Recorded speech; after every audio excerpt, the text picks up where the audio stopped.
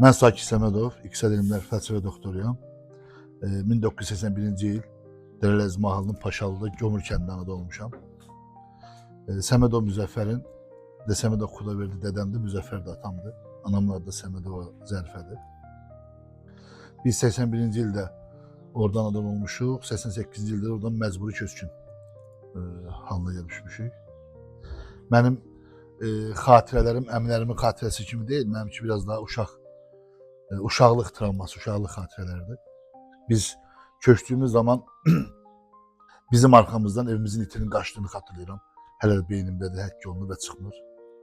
Və biz o Qərbi Azərbaycanlı olaraq, Tərəl-Əzmanlı, Gömür kəndi olaraq bir nəsil olaraq nə qədər əziyyət çəkdiyimizi canlı şahidlərindən biriyik, uşaq şahidlərindən biriyik.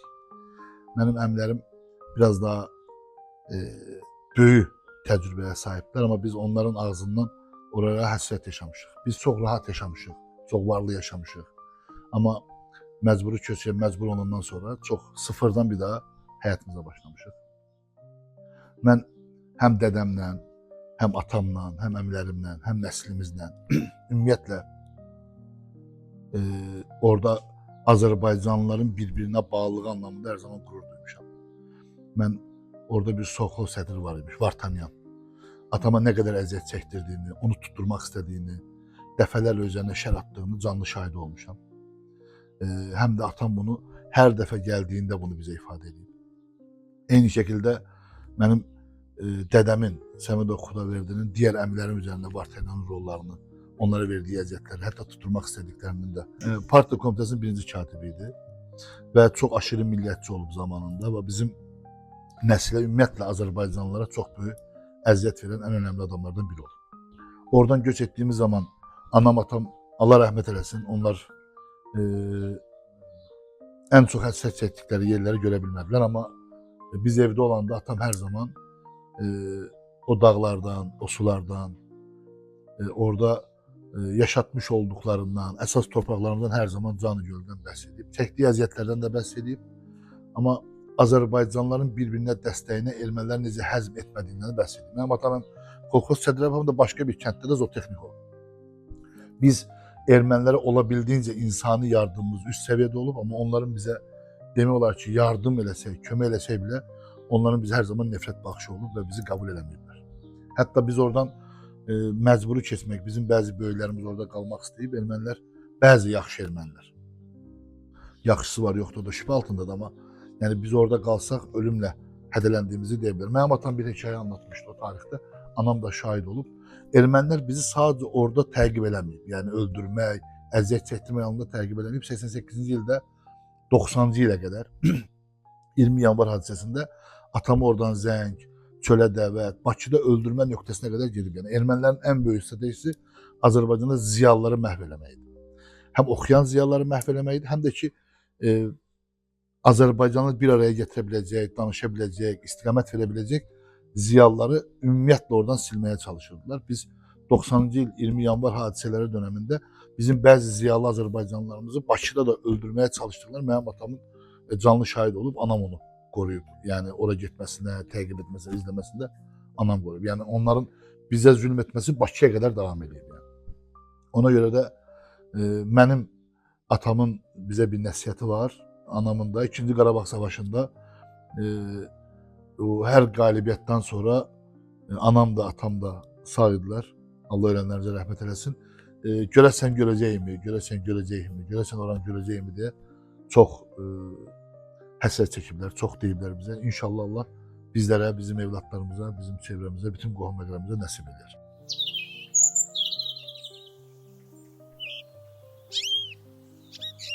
Partasiyanı siz xatırlayırsınız? Xatırlayıram, hə. Necə köçdünüz oradan?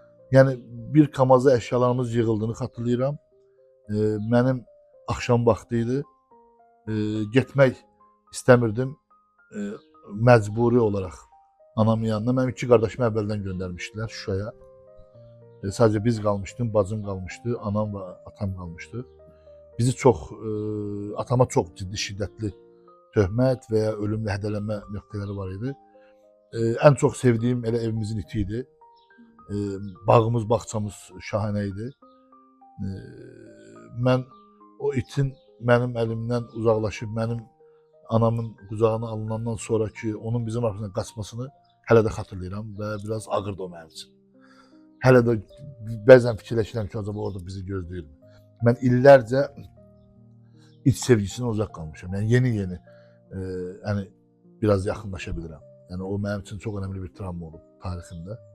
Yəni, bəzən atama da bunu deyirdim. Yəni yenidən o torpaqlara qayıtmaq belə şansımız olsa, getmək istəsə, ilk gedəcəyiniz yer hara olar? Mənim sadəcə o tarixdə o uzaqlaşma travmam olmayıb. Mənim ən çox sevdiyim dədəm olub.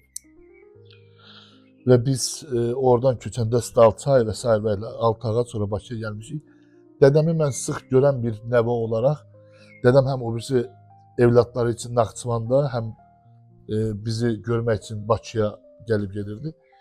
Dədəmdən uzaqlıq mənə biraz ağır dərbə oldu. Və dədəm Naxçıvanda infarkt olandan sonra bəlkə ən önəmli boşluğun biri də oldu. Biz nəvəli olaraq dədəmizin duruşu, nəvələrinə sahib olması, nəvələrinə vaxt ayırması, o Böyük Ermənistan deyilən yerin bütün hamısı Azərbaycan olub. Orada ən önəmli ziyalılardan biri olması, bağlanmayan mühasibə dəftərlərinin sadəcə mənim babam tərəfindən bağlanması, bütün evlatlarına göğüsləyilməsi, böyütməsi, bütün Azərbaycanlıların eyni şəkildə.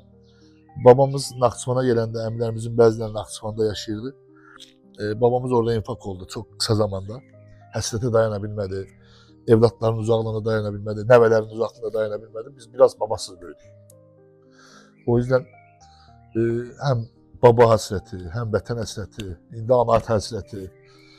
Biz o tarixlərdə, atam da, babam da hər zaman deyirdi, əmilərimiz də, Heydər ilə bizim Qərbi Azərbaycana gələn Azərbaycana inanılmaz sahib çıxdı. Bəlkə də tək sahib çıxan kişi oydu. Allah var eləsin. Bizim, indi bu da bir faktdır. Qərbi Azərbaycana iş verilməsi problemli idi. Bəzi nöqtələrə gəlməsi Azərbaycanda da problemli idi. Uyğun yerlərdə işə cəlb olunması və ya hər hansı bir istiqamətdə haqlı görünməsi çox əziyyətli bir nöqtə idi. O problemli dönəmlərdən bizi sahiblənən biri lazım idi. O da həqiqətən də Allah rəhmət eləsin Heydər Əliyev idi və onun siyasəti idi. Həm Naxçıvanda, həm Bakıda ziyalı Qərbi Azərbaycanın bir araya gətirilməsi, onların vətən üçün müəyyən bir nöqtədə birləşməsi, ağsaqqalın, rəhmətli Heydər Əliyevin çox böyük əməyi var.